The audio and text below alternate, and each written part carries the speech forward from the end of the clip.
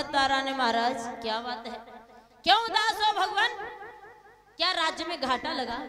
कोई संत भूखा चला गया? प्रभु क्या बात है मुझे बताओ। जवाब दिया है तारा।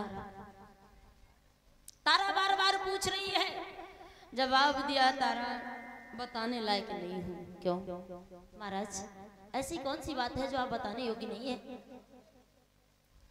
बार बार तारा पूछती है। उसी समय हरिश्चंद्र ने गवाद कही है, तारा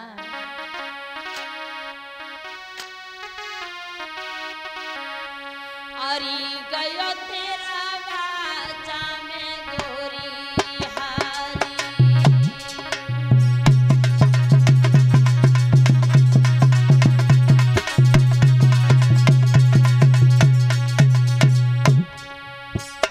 हरिश्चंद्र ने तारा से कहा, तारा हम अपने वचन से हार गए हैं।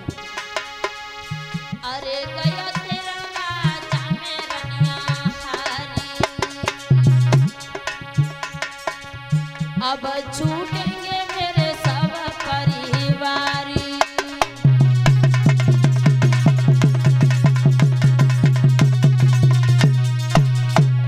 तारा अरे गयो तेरा बाचा में गोरी हारी हारी हाय हारी। अब छूटेंगे मेरे सब परिवारी।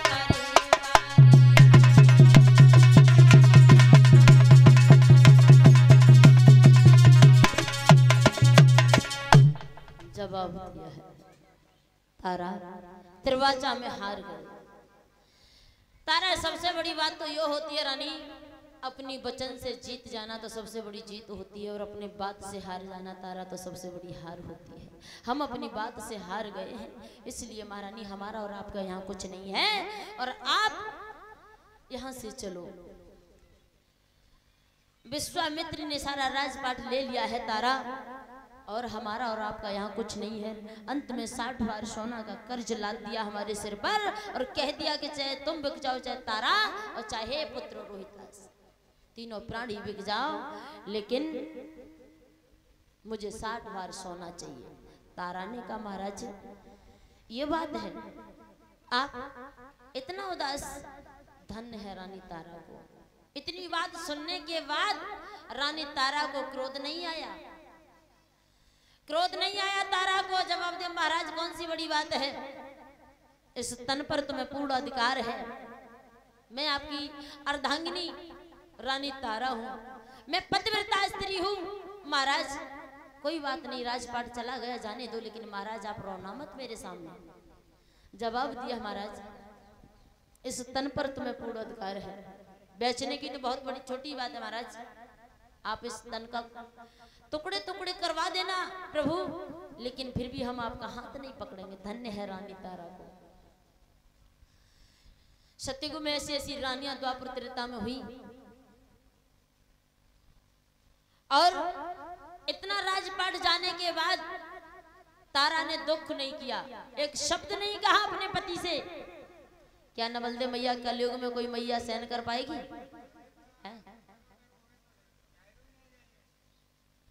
कलयुग में कोई माताएं ऐसी होंगी? सारा राजपाट जाने के बाद कोई दुख नहीं किया तारा ने, और जवाब दो, कोई बात नहीं महाराज, हम तुम्हारे साथ बिछने के लिए तैयार हैं। और आज के जमाने में कड़ी खाओ, सवेरे पी के आ जाते हो, संध्या को बिलना समाती है। फिर जब पी के आएगो तो संध्या को पिटेगो तो ही क्यों? घर की स्त्री लक्ष्मी बताई गई है महाराज। परीक्षित महाराज सुना होगा आपने, घर की जो गृहिणी होती है, स्त्री होती है, पीछे हमारे बुजुर्ग भी बैठे हुए हैं, घर की जो स्त्री होती है वो लक्ष्मी है। क्यों महाराज, है या नहीं? पीछे वाले बुजुर्ग बैठे हमारे पिता ताऊ के समान, हाँ नहीं क्या जवाब दो कुछ है?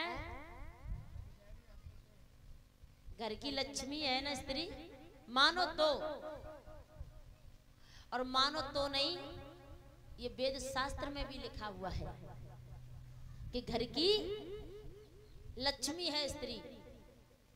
और घर की लक्ष्मी बन के वो कब रह पाती है? जब भगवान विष्णु पति बन जाता है, पति विष्णु बनेगा तभी तो वो लक्ष्मी बनेगी। क्यों भैया?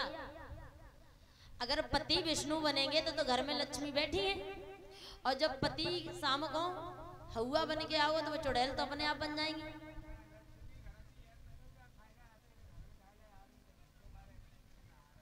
जब पति पौआ पी के शाम को घर पे आएगो और घर में फिर तो वे चुड़ैल अपने आप बन जाएंगे। मेरा तबा कंचली अपने आप उठाई कड़ी खा पी के आएगा, सब्जी लेके न आओ है।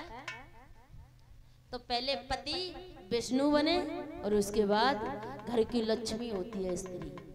और एक गाना याद आया, किसी कवि ने कल्पना की है, ज्यादा नहीं, एक लाइन है।